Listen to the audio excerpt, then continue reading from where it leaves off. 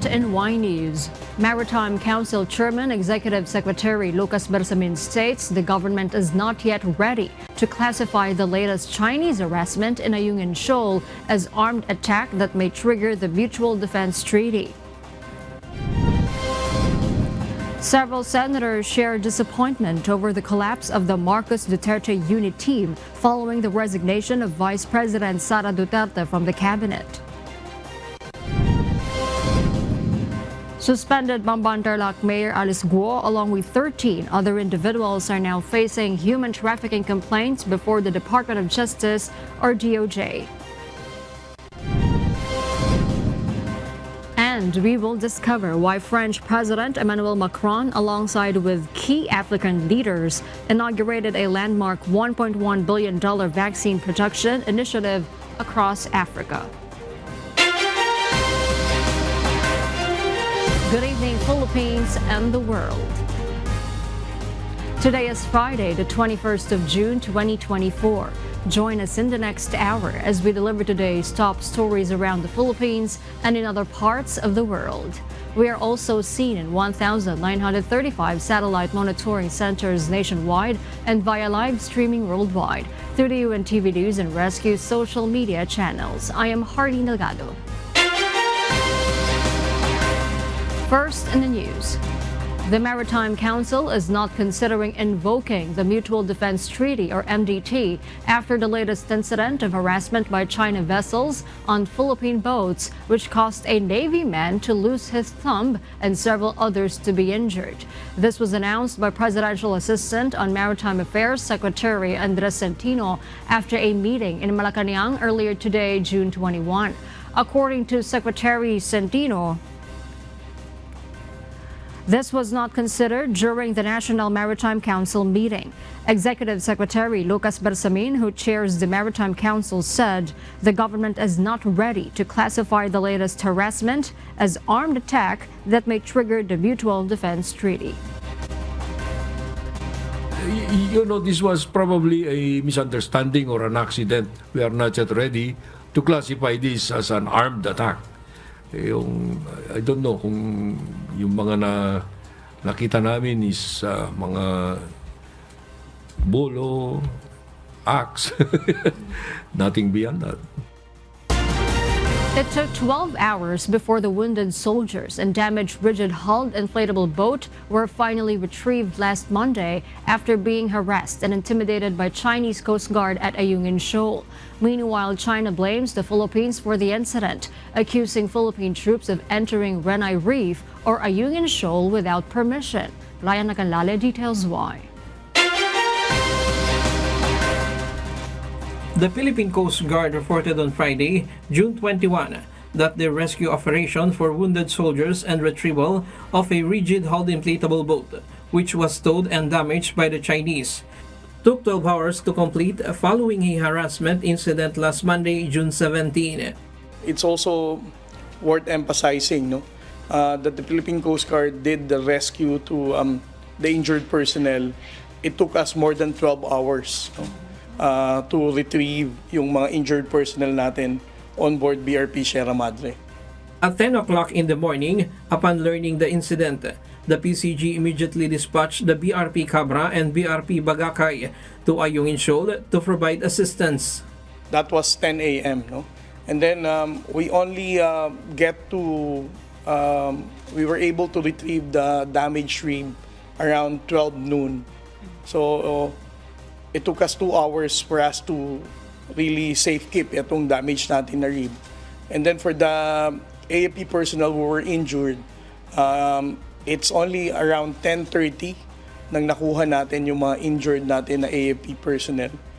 Despite informing the Chinese that they were conducting a rescue operation for wounded soldiers, the PCG was still harassed by the Chinese forces. It's because despite of our coordinating efforts to the Chinese Coast Guard to retrieve the injured AFP personnel, we were still subjected to dangerous maneuver and harassment from the Chinese Coast Guard, and not just the Chinese Coast Guard. We were also harassed by PLA Navy vessels like the Hubei class missile boats. Philippine Coast Guard Commandant Admiral Ronnie Hilgaban stated that they successfully accomplished their mission assigned to them. I think we did our part. We provided the rescue activity required, the medical aid, the towing of boats which were destroyed. Our role was limited to that. Meanwhile, China blames the Philippines for a recent encounter in the South China Sea, where the Chinese Coast Guard allegedly used axes and knives against Philippine troops. During a press conference, Chinese Foreign Ministry spokesperson Lin Jian claimed that the Philippine troops entered Renai Reef or Ayungin Shoal without China's permission. The Chinese Foreign Ministry official asserted that the Chinese Coast Guard acted appropriately and once again urged the Philippines to cease what they claim are maritime violation and provocations in the South China Sea. 中方依法采取必要措施，维护自身主权，合法合理，专业克制，无可非议。中方将坚决维护自身的合法权益，同时敦促菲方立即停止海上的侵权挑衅，否则后果自负。 Ryan Lacanlale, UNTV News and Rescue. We serve the people, we give glory to God. The Armed Forces of the Philippines confirmed that 4 warships from China's People's Liberation Army or PLA Navy were sighted near Onok Island in the Balabac Strait, approximately 12 nautical miles from Palawan on June 19. 2 of these were reported as PLA Navy destroyers. One is a frigate and one is a replenishment vessel. The first sighting of 2 ships occurred at 1:49 p.m., with 2 additional PLA Navy ships observed at 3:56 p.m., all heading southwest. The passage of these warships was monitored for 2 days, following an incident where the Chinese Coast Guard harassed Filipino soldiers at Ayungin Shoal. According to the AFP, they radio challenged the ships, which responded accordingly. The AFP indicated that the 4 ships were engaged in innocent passage, simply passing through the area. A lawmaker wants the Senate to conduct an inquiry into the Ayungin Shoal incident on June 17, which resulted in injuries to Philippine Navy personnel. Senator Amy Marcos filed a resolution seeking to launch a probe, saying that the incident must be examined further to determine how the government can better protect Filipinos during rotation and resupply missions to the Ayungin Shoal. She adds, an investigation is needed to find out the changes to be made to the current strategies by the Philippine government to allow the country to be more effectively and safely assert its sovereign rights. The presidential sister agrees with the call of Senate President Francis Chiz Escudero for the Department of Foreign Affairs to conduct a full briefing with senators regarding the incident.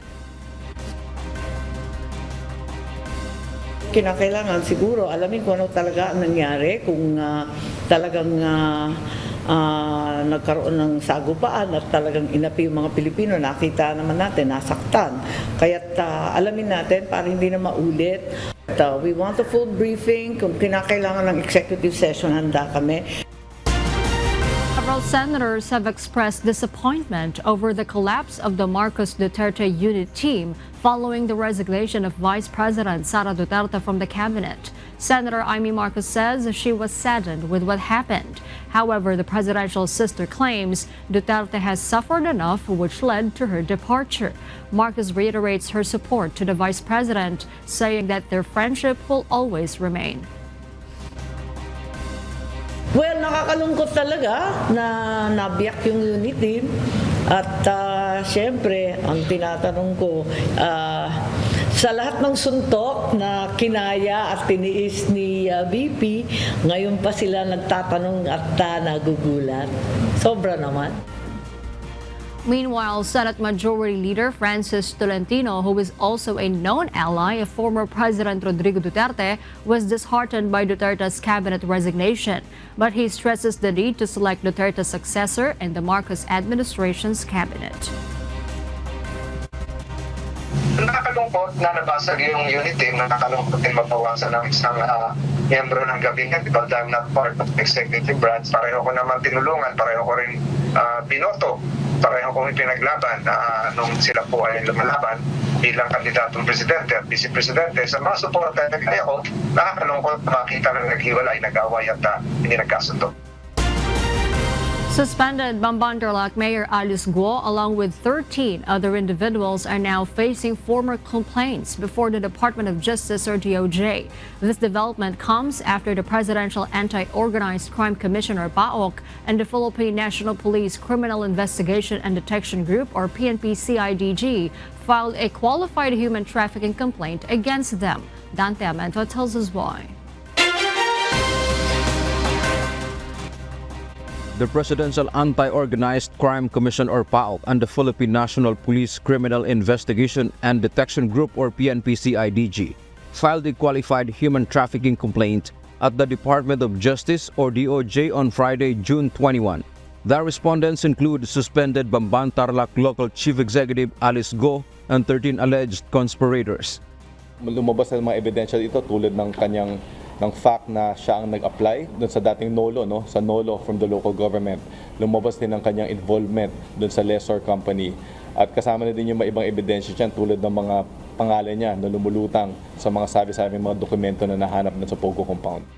The complaint stemmed from the raid against a Philippine offshore gaming operator or Pogo Hub last March 13 inside a compound allegedly owned by Mayor Guo. The DOJ and PNP-CIDG believe there is enough evidence to charge Guo and the other respondents. Hindi lang ito isang piece of evidence, ngunit multiple pieces of evidence to na pwede magsama-sama at makonsider na circumstantial evidence upang may pakita na may probable cause upang ma-charge sila. With this, we are very happy because we have enough collaboration with IACAT. And because of this DC-20, I think the cases against these individuals is strong enough to stand in court. Meanwhile, in a statement, Guo said that having connections to companies or individuals is not enough to link her in the case, particularly over the human trafficking complaint. And if there is allegedly concrete evidence, the charges should have been filed earlier. Dante Amento, UNTV, News and Rescue. We serve the people. We give glory to God. The Philippine National Police Integrity Monitoring and Enforcement Group or PNP-CIDG confirms that they have filed a criminal complaint against 3 police officers involved in a hazing incident in Isabela. CIDG Director Police Brigadier General Warren De Leon stated that if the 3 officers are found guilty of violating the anti-hazing law, they will face imprisonment. Pag napatunayan na sila ay naging guilty doon sa anti-hazing law, yun na yung reclusion perpetua, yung mga kulong sila ng up to 30 years at meron pa silang penalty, magbabayad sila ng 2 million pesos dahil doon sa kaso na yun. De Leon also mentioned that a pre-charge investigation for an administrative complaint of grave misconduct is ongoing. According to Patrolman Jeremy Padilla's complaint, he was punched by 3 senior officers and paddled on different parts of his body. Padilla was assigned to the Regional Mobile Force Battalion in Isabela at the time. The 3 officers and their company commander have been relieved of their posts pending investigation.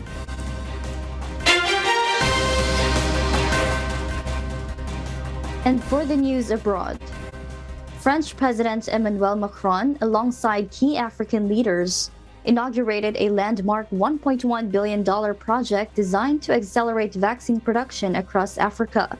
The African Vaccine Manufacturing Accelerator, unveiled at a high-profile event in Paris on Thursday, seeks to transform vaccine accessibility on the continent in response to the stark disparities highlighted by the COVID-19 pandemic. Early Briones details why.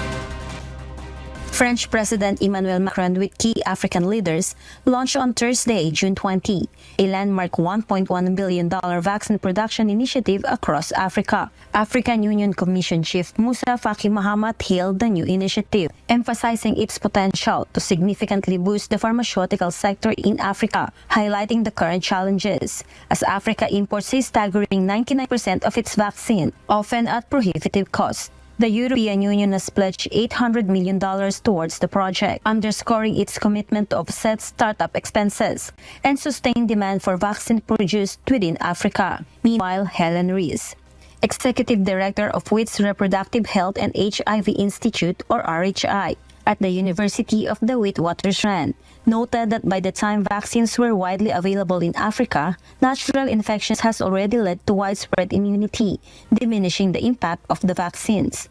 The World Health Organization, or WHO, and various advocacy groups are now focusing on bolstering Africa's readiness for future pandemics, which experts believe are inevitable, stressing the urgent need to avoid repeating the mistakes of COVID-19.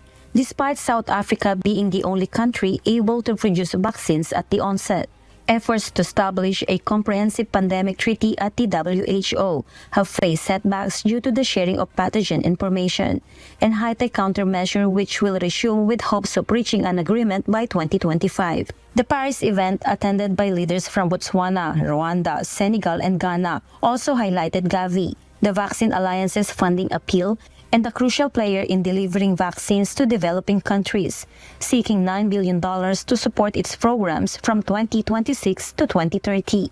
Gavi's chief executive, Sanya Nishtar, expressed the alliance's commitment to accelerating its vaccination efforts and expanding programs, including a notable malaria vaccine rollout in Cameroon. Early Briones, UNTV News and Rescue. We serve the people, we give glory to God.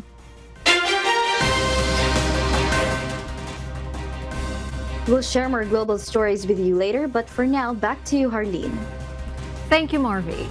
For those watching our live streaming on YouTube, please click the subscribe button you see on your screen and ring the bell for notification. You may also follow us on Facebook, Instagram, and TikTok.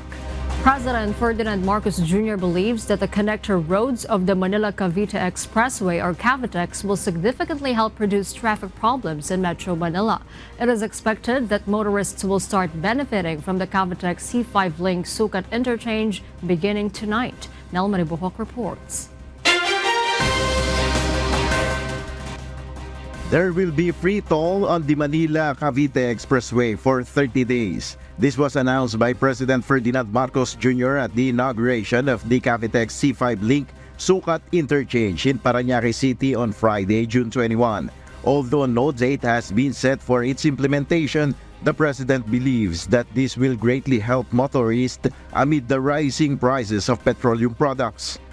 So we welcome this call and thank the PRA for its initiative to help mitigate the impact of rising fuel costs to our motorists. I now count on our toll regulatory board to ensure the immediate implementation for the benefit of the riding and the transport public. Tonight, the Cavitex C5 link Sucat interchange is expected to open to motorists and will be toll-free for a limited time. The interchange is a 1.9-kilometer expressway connecting the Cavitex Radial Road from the Parañaque Toll Plaza to the Sucat interchange. It has a capacity of 16,000 motorists daily and aims to shorten the travel time from 45 minutes to 10 minutes from Cavitex in the Seaside Road area to Sucat Road. PBBM believes that these road projects in Cavitex will greatly help alleviate the heavy traffic flow in Metro Manila. But that is a good thing, because that means that the traffic that is going from the different parts of the country, through up north, through down south, and no longer through Manila, will immediately enjoy all those benefits of a much easier, much faster, and much simpler, and we don't need to worry that much about traffic as we are having to do now.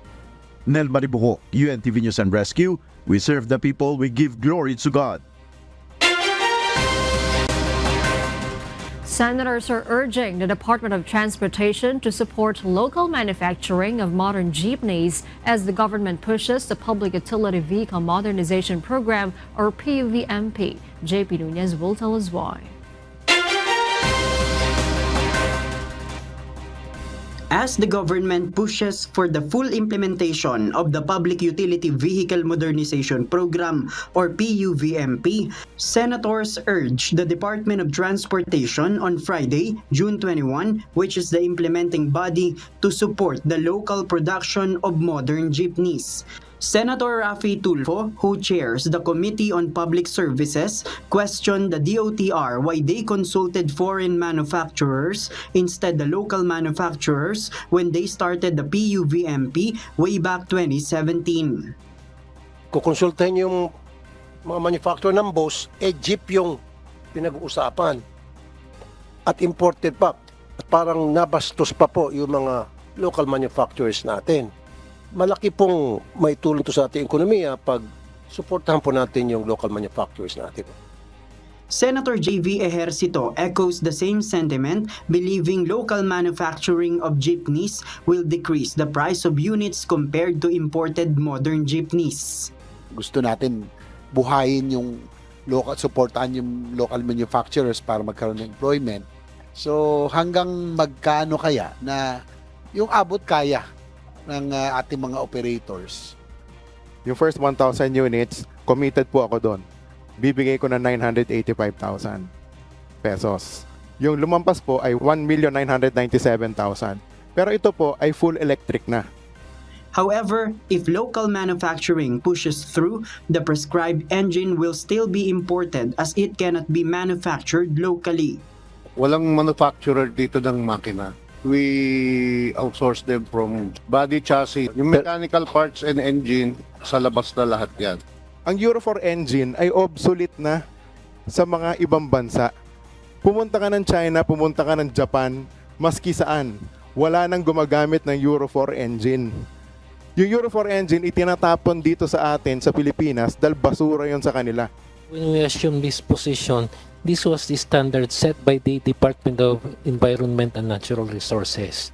So we merely adopted the standard set by the DNR nung pinatupad po namin itong proyekto. The two biggest manufacturer of traditional jeepneys, Francisco Motors and Sarao Motors, lamented that they were not consulted about the PUVMP. Sabi nila merong 60 plus o 59 o 60 plus na accredited ng LTFRB. Wala po kami ni Mr. Sarao doon sa listahan na yun. Wala kami doon, wala kaming certificate of compliance pa. Bakit? Kasi simula pa nga lang, di kami sinabihan. The DOTR explained that the PUVMP has no component to support the local manufacturing of jeepneys. Instead, they will refer to the Department of Trade and Industry or DTI. Wala po kaming programa yung sinasabi niyo po na tutulong sa local manufacturers. Siguro po pwede nating imbitahan taga DTI po kasi meron po silang programa doon, yung DTI, that will help the local manufacturers. JP Nunez, UNTV, News and Rescue. We serve the people. We give glory to God. This weekend, the southwest monsoon or habagat is predicted to slightly weaken but may still bring rain showers to some areas in the country. And the Philippine Atmospheric, Geophysical and Astronomical Services Administration or PAOCC's weekly weather prediction today, June 21, it stated that the habagat will begin to temporarily weaken on Saturday, June 22. Meanwhile, cloudy skies, scattered rainfall and isolated thunderstorms are still predicted over Oriental Mindoro, Occidental Mindoro, Marinduque, Romblon, Palawan, Western Visayas, Caraga, Northern Mindanao, and Zamboanga Peninsula. The rest of the country should anticipate partly cloudy to cloudy skies with the potential for isolated thunderstorms or rain showers. President Ferdinand Marcos Jr. led the send-off ceremony for 9 of the 15 athletes representing the Philippines in the Paris Olympics in Intramuros, Manila on Friday, June 21. Tagaytay City Mayor and Philippine Olympic Committee President Abraham Tolentino and Philippine Sports Commission Chairman Richard Bachman joined the chief executive in the symbolic turnover of the Philippine flag, signifying the nation's challenge, hopes, and support. The president expressed confidence in the abilities of the Filipino athletes who will compete in the Paris Olympics. More than a send-off, this is an opportune time to get inspiration from the countless athletes who have carried our flag with pride throughout the years.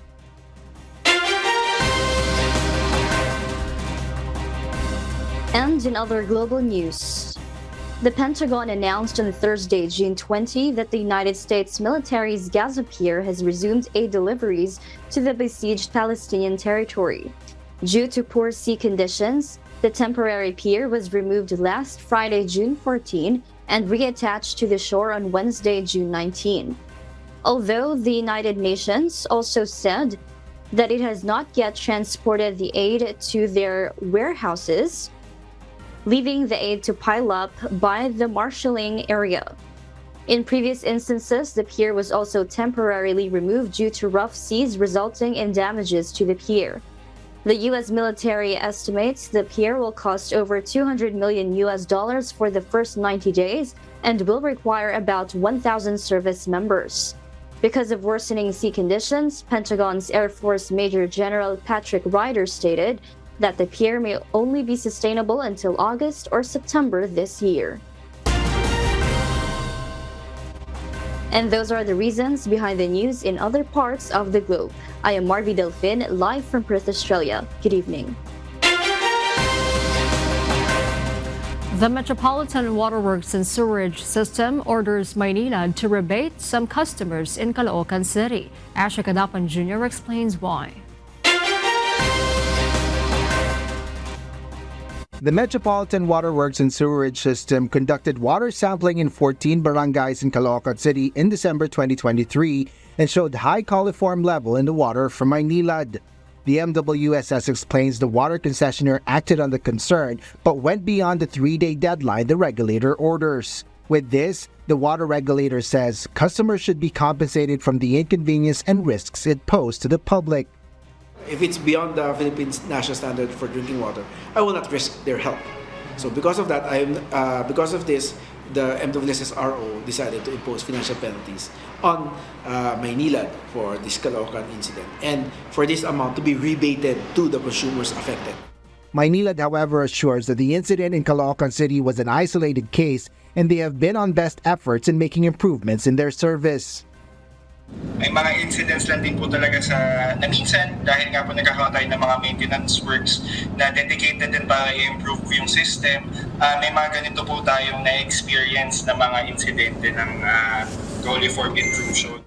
The MWSS is set to announce next week the details of the rebate but anticipates the discount to be reflected in July 2024 bill. Asher Kadapan Jr., UNTV News and Rescue. We serve the people, we give glory to God.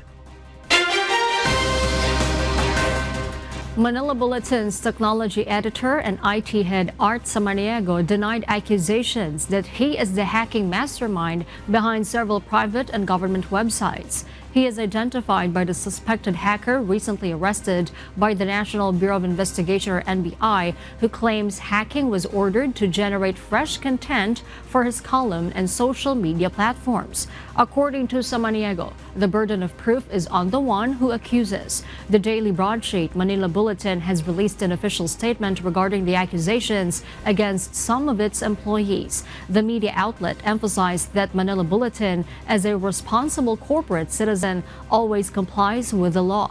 It also requires its employees to be law-abiding citizens. Manila Bulletin further assured the public of its commitment to uphold the existing laws of the country. Samaniego reposted Manila Bulletin's official statement.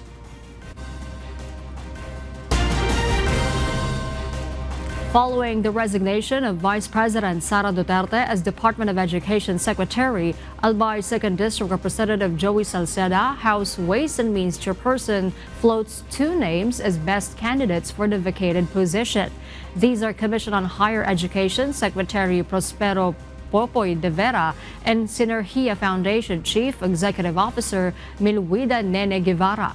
According to the House Solon, both have had a large impact on the education sector. The lawmaker added the post is too important to left vacant for long.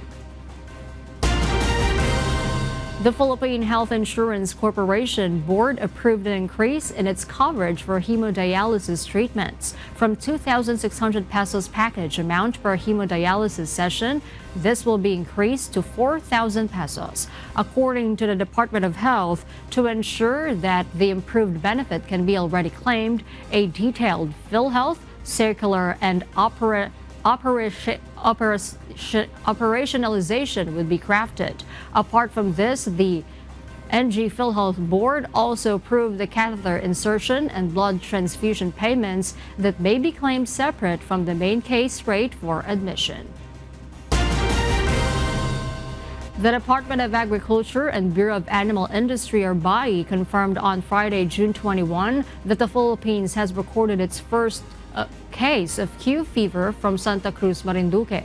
According to Dr. Christian Dakigan of the National Veterinary Quarantine Services Division of the BAI, Q fever is infectious in cows, sheep, and goats if not prevented. Infected animals do not show signs of the disease, which can be transmitted to humans through the urine, feces, and milk of the goat. Humans can become infected by inhaling contaminated dust containing urine and feces from sick animals. Symptoms in humans include fever, flu-like symptoms, and body aches. If left untreated, Q fever can lead to liver complications and heart disease. Dr. Tagigan reported that more than 6 goats have been culled to prevent the disease from spreading further. Infected goats have been depopulated and tracing of potentially infected animals are ongoing to prevent the spread of Q fever. Assistant Secretary Arnel de Mesa of the Department of Agriculture stated that the DA and BAI will continue surveillance and monitoring in the affected areas to immediately detect any new cases of Q fever.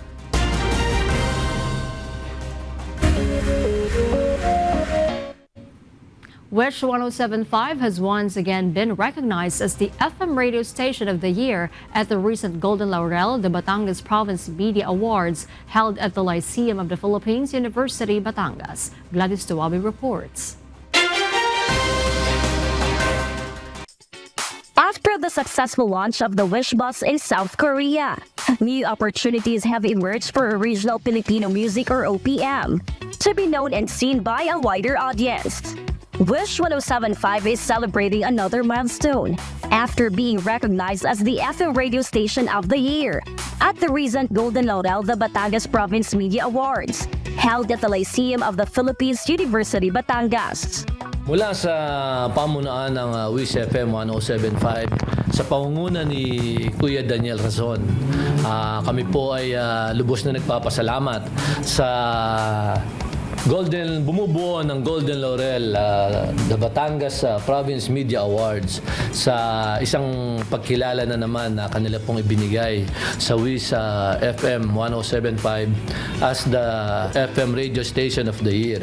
At ito po ay magsisilbing inspirasyon para sa ating lahat at kasama po namin dito ang lahat ng wishers sa kanila pong suporta, walang sawang pagsubaybay po, hindi lamang sa lahat ng programa ng WIS, kasama rin po ang lahat ng mga activities, events po na ginagawa ng WIS. Station dedicates and shares this award with its loyal wishers, thanking them for their unwavering support since the inception of the FM station on wheels.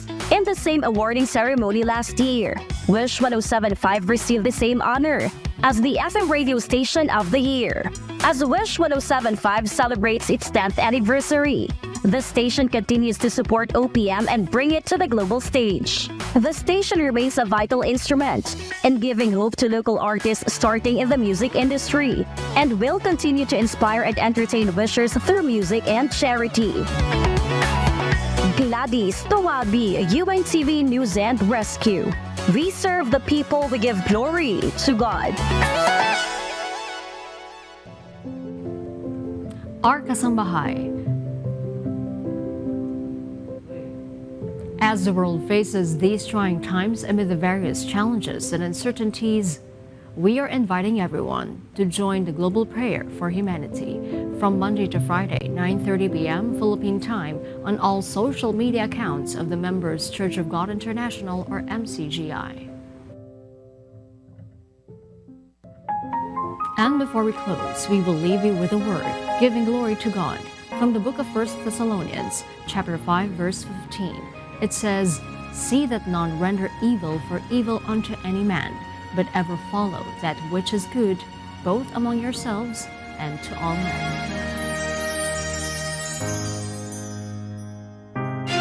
And those are the reasons behind the news, June 21, 2024. Reasons we deliver to you as they unfold, because we need to know. We will always ask why. I'm Harleen Delgado. We serve the people. We give glory to God.